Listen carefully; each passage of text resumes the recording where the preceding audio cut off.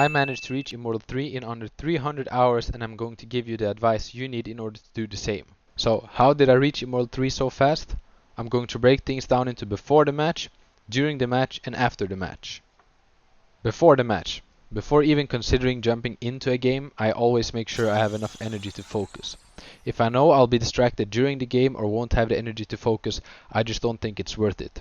This habit has saved me from countless unnecessary losses. Playing on autopilot won't make me better or gain me any RR, so I just wait until I have energy to play. If I play a bunch of games on autopilot, I'll just build up bad habits, and that's why I rather wait.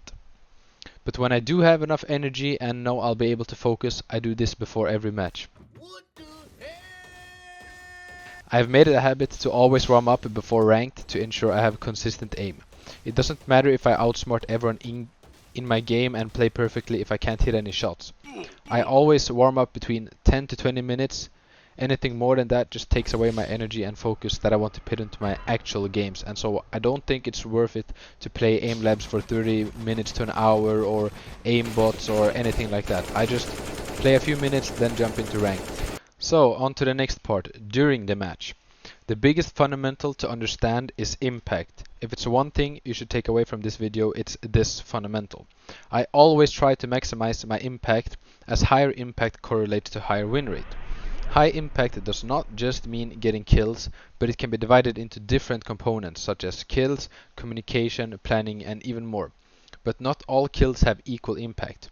Entry frags have a much higher impact than the second or third kill in a round, because you gain a numbers advantage and therefore can take more space. Therefore I make sure I'm the first to take fights so that I can maximize my impact in every game. I realized that trying to take control as much of the game as possible is the best way to rank up and have high impact. Since I know my teammates won't be reliable from game to game, in order to do this, I make sure I always use voice chat. Valorant is a team game, and after all, the best team always wins. I do the thinking for my teammates so they don't have to. By doing this, I increase my teammates' impact as well. I call out plans and make calls on what the team should do. Of course, not everyone and not every team listens, but this has won me so many rounds and so many games and gained me so much RR. So many people are just playing on autopilot and just do things without thinking. I mean, maybe even you can relate to this. If I had to attribute my success to the single most important skill, it would have to be this. The last piece in maximizing my impact. Being proactive. In order to climb as much as possible, I make sure I have the most amount of control possible over every single match I play. That means making sure every round is planned out and thought out. Every single action I make in-game is intentional. I don't want to stumble on kills. Random kills are inconsistent and won't give me long-term success. If I can't reproduce the results, it's meaningless long-term. It's just luck. A pre-round is 30 seconds. I always make sure I use these 30 seconds to my advantage. In some cases, I mean, I've even won rounds before the actual round has started just because I planned out what I wanted to do. There's so much info available, I mean, you just need to use it. Another thing I realized was holding me back and has gained me a lot of kills and won me games is assumptions. Assumptions can be very dangerous.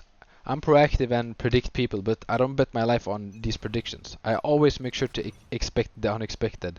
And what do I mean by this? I mean check every possible corner. Even if it's a 1% chance that they are in that corner, I don't pull up my knife if it's not necessary. The amount of times I've gotten killed because I just assumed someone wouldn't be there is insane. Once I stopped doing this and stopped being lazy, I started preventing more deaths and got more impact as a result. After all, that's what I aim for every game, having the biggest impact possible. That's how I carry, that's how I win games and rank up. But in order to have high impact, I make sure I pick the right agents for the job. My personal favorite is Phoenix, but I also play Raze. Phoenix in particular is insanely strong in solo queue and very self-sufficient. I don't need to worry about my teammates flashing for me or healing me. I do that myself. On attack, I can do the entering, or I can do entering on retakes, meaning I can have more high impact kills. But not every game goes smoothly, and therefore, no matter how things are going, I always make sure to have a strong mindset in my games. A few lost rounds in a row does not mean the end of the world. Valorant is an extremely momentum-based game because of the economic system, and things can turn around very quickly. I mean, how many of us have thrown away huge leads and lost games because of it? Tilting or anything of that kind does not serve me in my purpose of winning, and so I do my best to ignore it. All of my focus goes towards the game and planning the next play. Time spent on raging or tilting is time lost on planning the next winning play. So, after the match, winning doesn't stop for me when the game is over. I always make sure to take breaks between games in order to keep my focus top notch. And I always reevaluate if I have the energy to even play another game. Stopping and thinking before queuing allows me to prevent huge loss streaks from happening, which is extremely unnecessary, and you lose a lot of time on just going on loss streaks. So you can prevent a lot of them before even going into a game.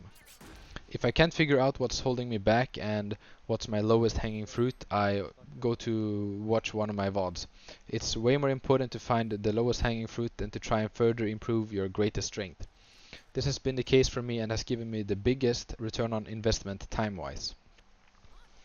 So, if I were to coach myself before I got to Immortal, then what would be the next step after watching this?